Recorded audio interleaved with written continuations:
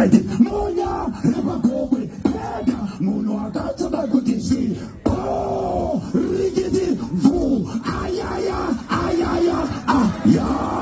hapana jidindo hapana jidindo Joshua hapana jidindo hapana jidindo Joshua hapana jidindo hapana jidindo Joshua rigidi vu bana jiri kupisa cha mugurure icho kwa ndimo ya Zimbabwe ndimo kadina kufamba ito nakutizira kutika matima na yikilelo paka gurule jiri kutitali ndituzurere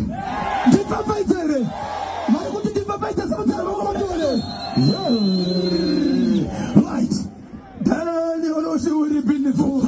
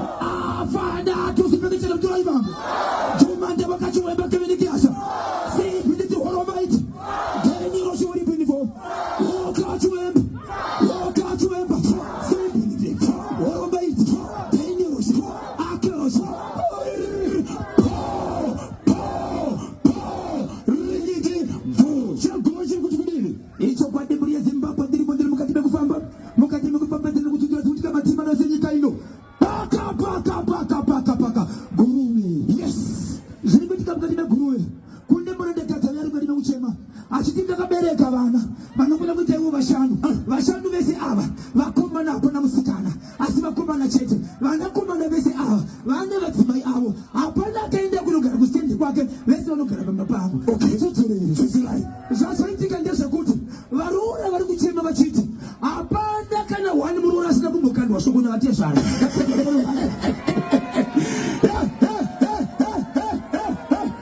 muri kuti kudini pavaroora vese vashanu ese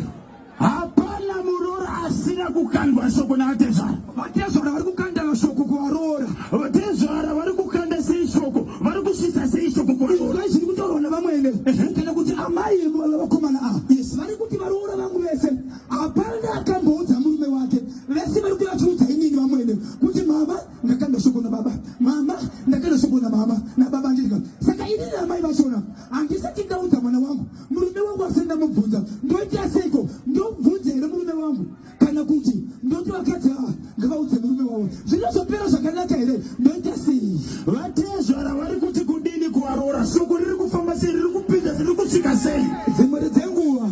vanhu vanofamba let's say muroora right amai kumagundi kumagundi amai kumagundi kumagundi chekesa musutu kumagundi kufamba uko kuvaroora apa vatezvara vari kuona vatokubella mwanangu une chimiro kumuroora uko yes dzimwe dzenguva muroora akaendesa chikafu anonzi nezita chero peshu usagara hako pasi kuri kumuroora so varoora vari kuona kuti mashoko vatezvara vasi kuda kunyarikana pakati apa vari kuoneka kujairirana nevaroora dzimwe dzenguva muroora anonzi hei ende wakasikwa kudarika amai vako guruva inoita rayo oita seiko wabvunzwa here vatezvara